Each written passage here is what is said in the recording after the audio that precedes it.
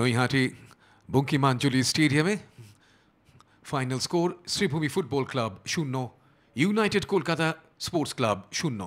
দুটি দলই কিন্তু সুযোগ পেয়েছিল আজ। তুল্যমূল্য খেলা হয়েছে, তুল্যমূল্য লড়াই হয়েছে এই ম্যাচে, কিন্তু দুটি দলের কোনো দলই শেষমেশ গোল করতে সক্ষম হয়নি।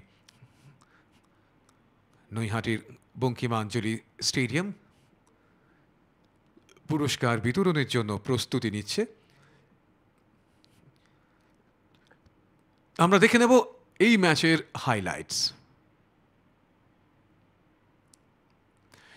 নিঃসন্দেহে United Kolkata sports club favourite হিসেবে এই ম্যাচ শুরু করে, কিন্তু দু দলই প্রথম থেকেই আক্রমণে যায়।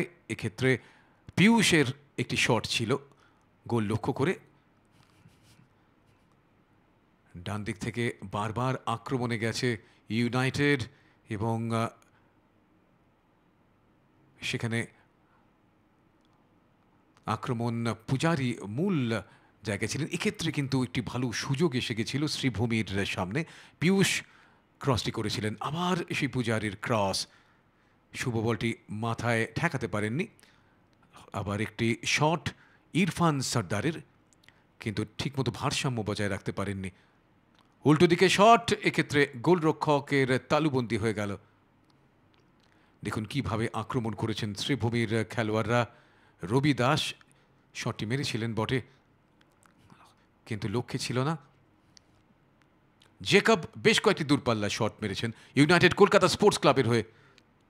রাওয়াত শটটি মেরেছিলেন, কিন্তু এক্ষেত্রেও লক্ষ্যভ্রষ্ট।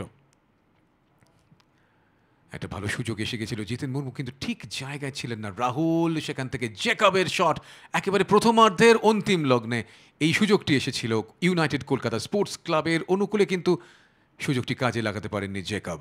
দ্বিতীয়ার্ধে চমৎকার একটি বিল্ড আপ বাঁদিক থেকে রবি দাস, কিন্তু অরিত্র ঘোষ ঠেকাতে পারেননি পাটি। এক্ষেত্রে একটি ফ্রি কিক ছিল, কিন্তু গোলরক্ষক বলটি ফিস্ট করে বার করে দিয়েছেন। আরও একটি আক্রমণ ইউনাইটেড স্পোর্টস ক্লাবের।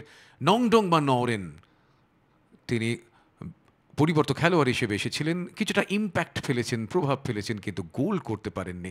কোনো দলই কোনো গোল করতে পারেনি। এই ম্যাচ শেষ হলো অমীমাংসিতভাবে গোল শূন্য অবস্থায়।